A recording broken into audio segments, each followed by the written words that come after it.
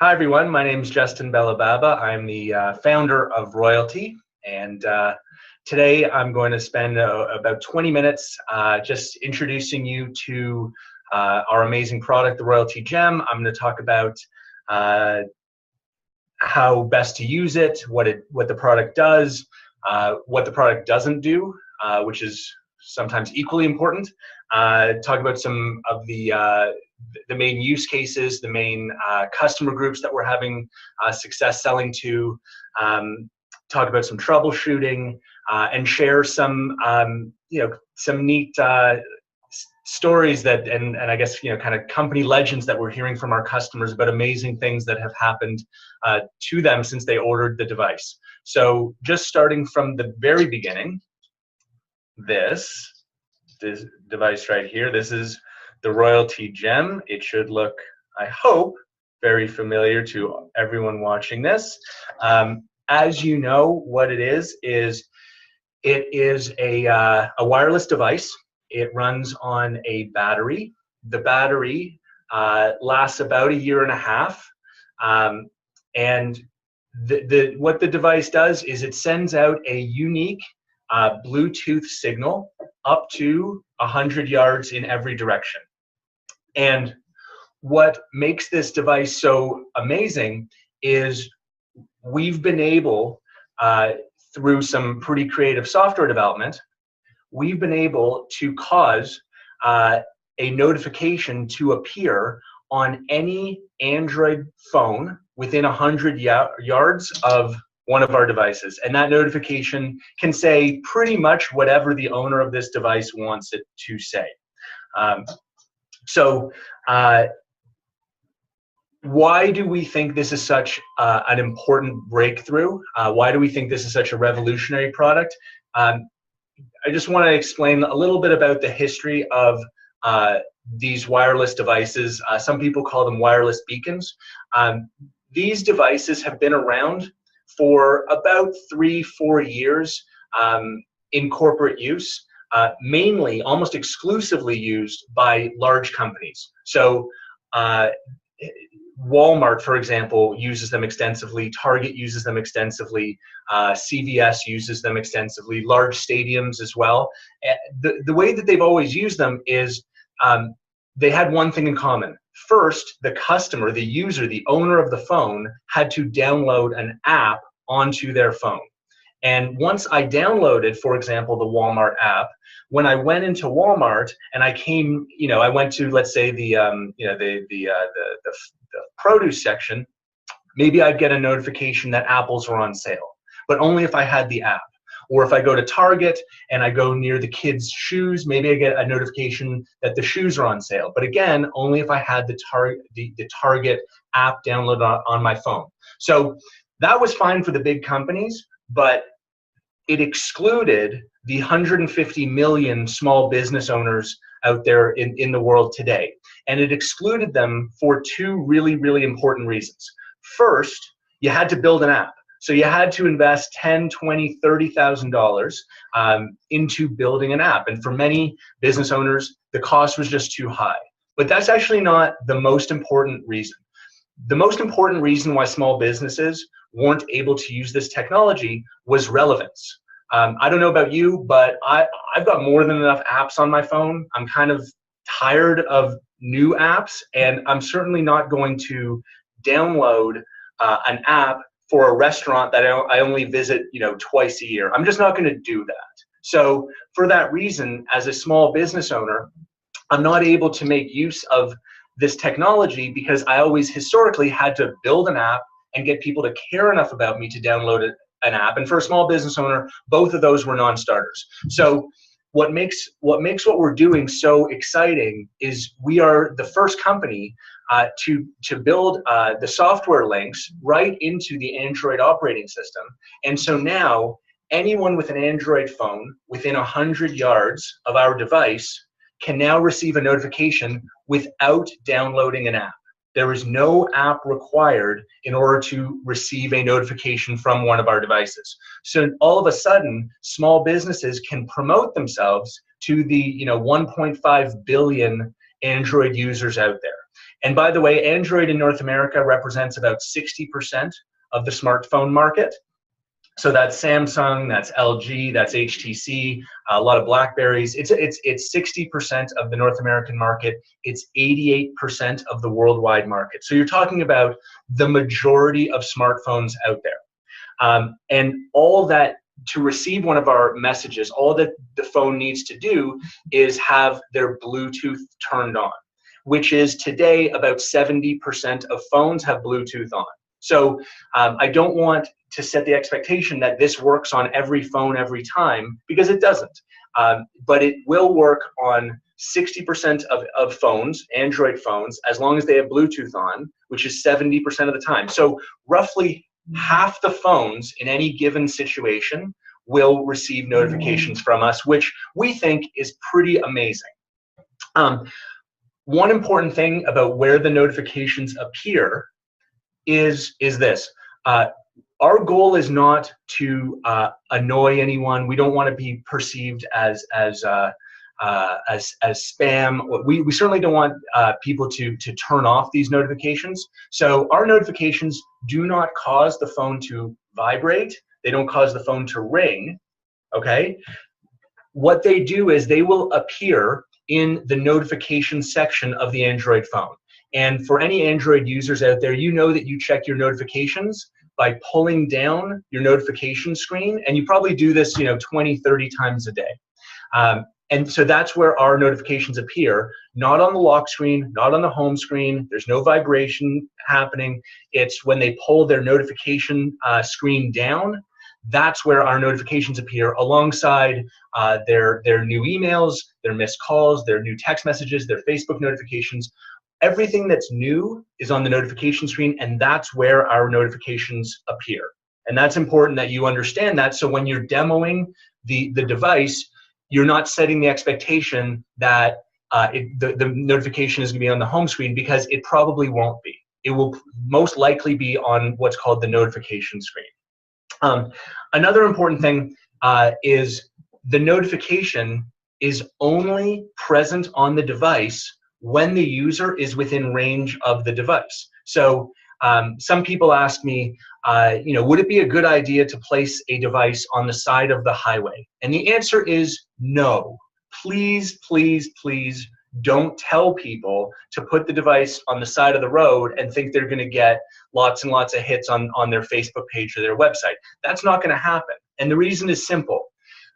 As I said, the notification is only present when the phone is within range of the device. So if someone's driving at 70 miles an hour down the highway and they whiz by the device, the notification will be there for a split second, but then it'll be gone.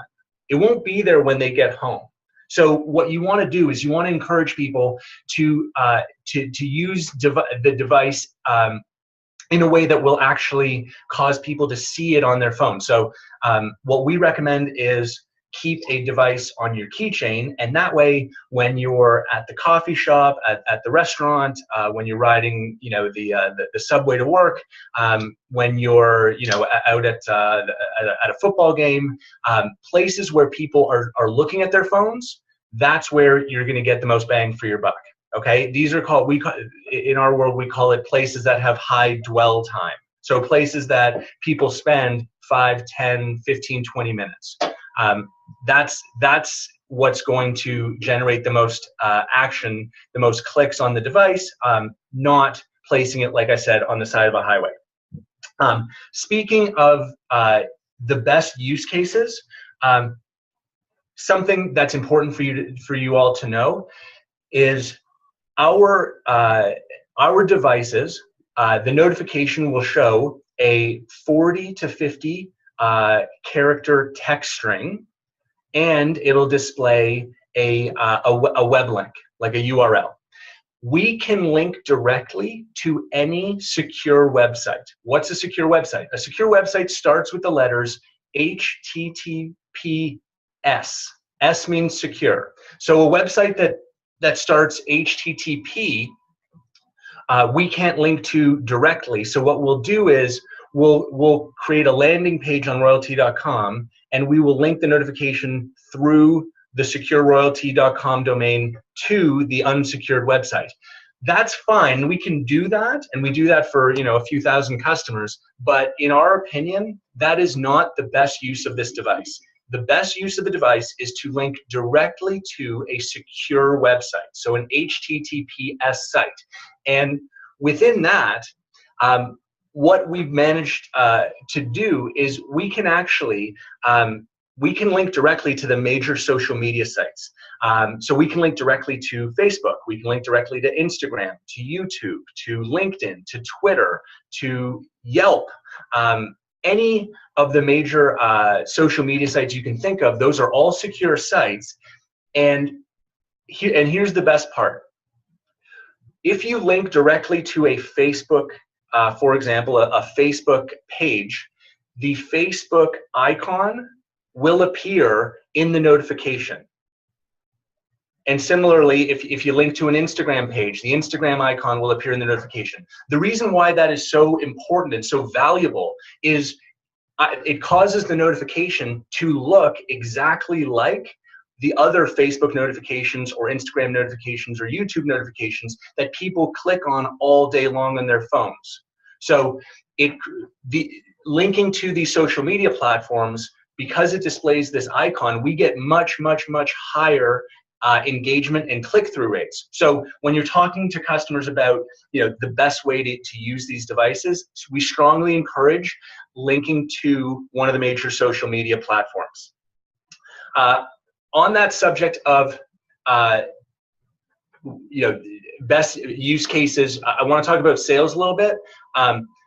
There are three main groups that we are having the most success with from a sales standpoint. Okay, and I want to share with you who those groups are, who they are, so that you can incorporate that into your own marketing plans. So group number one, and this is actually a term that I didn't know before, but I've learned in the last week or so, and I really like. They're called solopreneurs. Okay, so these are entrepreneurs, these are business owners who operate kind of on their own as an independent business owner. So I would include realtors in that category, personal trainers, insurance brokers, network marketers or affiliate marketers, marketing professionals in general. This group has been the most successful in terms of our sales efforts.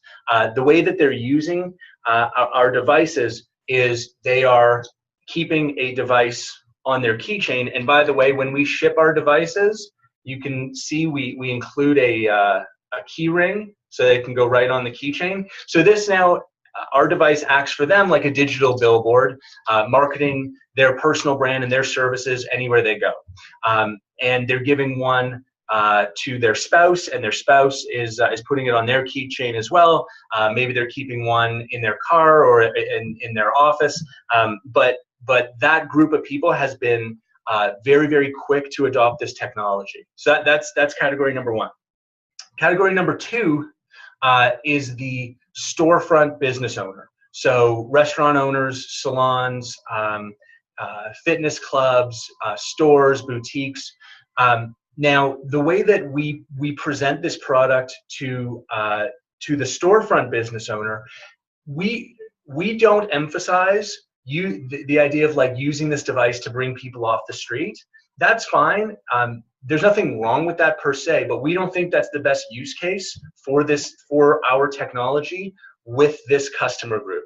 The way that we present it to them is we say, think of this as a way to upsell all of the customers that are already on site on something that you want them to buy from you, or something that you want them to engage in. So, it could be a restaurant owner asking people to leave a review of their restaurant while they're sitting at their table. It could be a restaurant owner saying, hey, we've got half-price appetizers during the football game.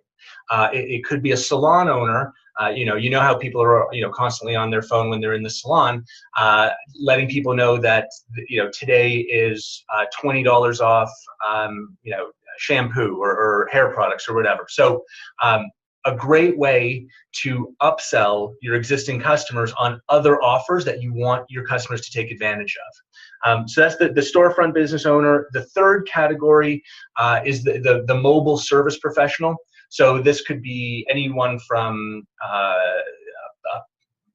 contractors to plumbers to roofers to anyone who, when you think of their primary business, it happens out of a truck. They're not generally the most sophisticated when it comes to marketing. Their marketing often consists of just the phone number on the side of their truck, and that's about it. So to be able to add a device that they can bring on site with them, that can link passersby to a website, pricing information, click here for a free estimate on remodeling your home, whatever the case may be. That's the third category that we've had a lot of success with. So having spoken about that, I want to spend a couple of minutes talking about troubleshooting, because I want to equip you with the major reasons why people think that their devices may not be working perfectly, so that you can quickly and easily diffuse any of those situations. So first, I want to make it very clear and assure all of you that the devices all work. We wouldn't ship them from our office without testing them very, very carefully.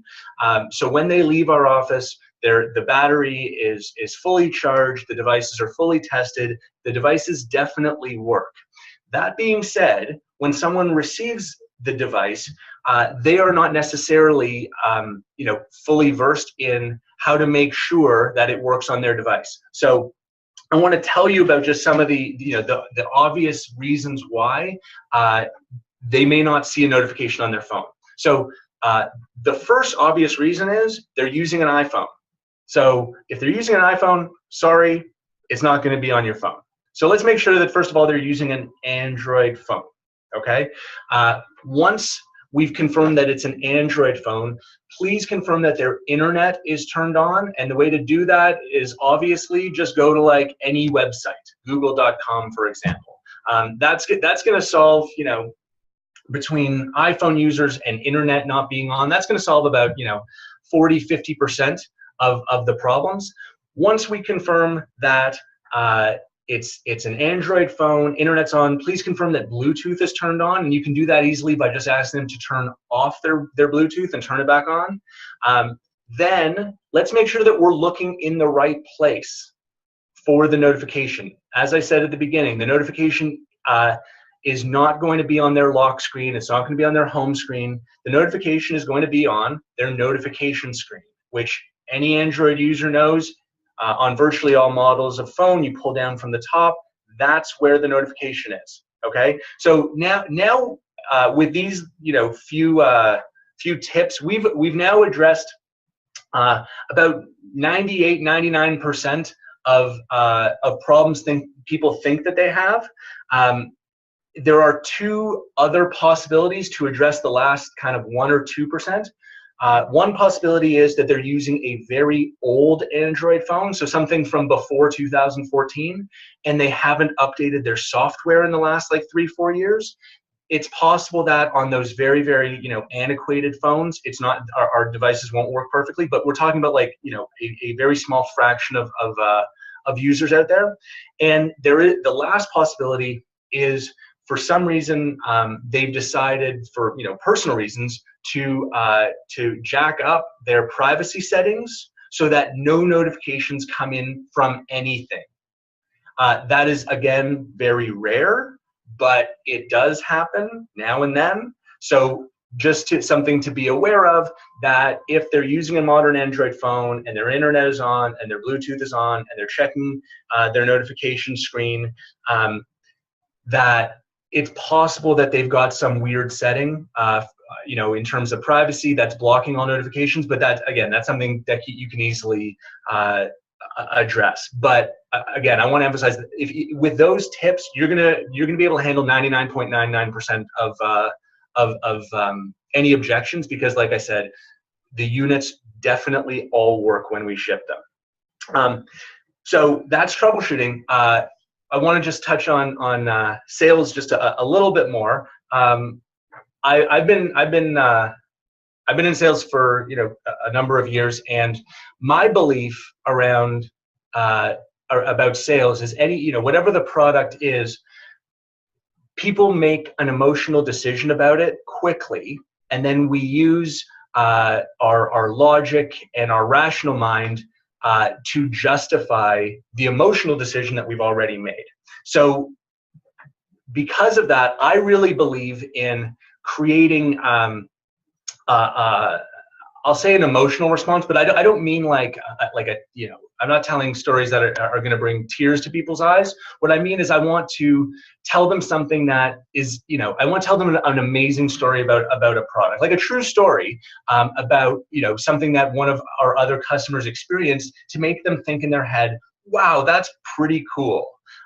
And so over the last few months, we've had customers come to us and tell us some pretty neat stories about things that happened to them since they've purchased their gems from us. And I want to share a few of my favorites with you very quickly so that you're equipped with them, and maybe you can incorporate some of these, these company legends into your own sales talk track. So just very quickly, we had one gentleman, he received his gems. He was taking his family to Orlando to Disney World for the weekend. He set his gem to go to his business's Facebook page, and he reported to us when he got back home and he checked the page views that in just 2 days he'd had 700 page views on his Facebook just from the gem being in Disney World for a couple of days.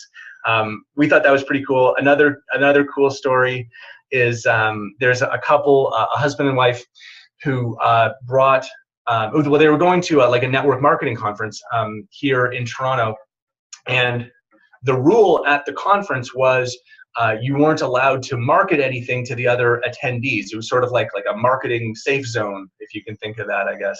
And anyway, the woman, the wife, she forgot that she had one of our devices in her purse, and she brought it in with her by accident, and it caused such a stir at the conference. What's going on? Who is this? Where are these notifications coming from?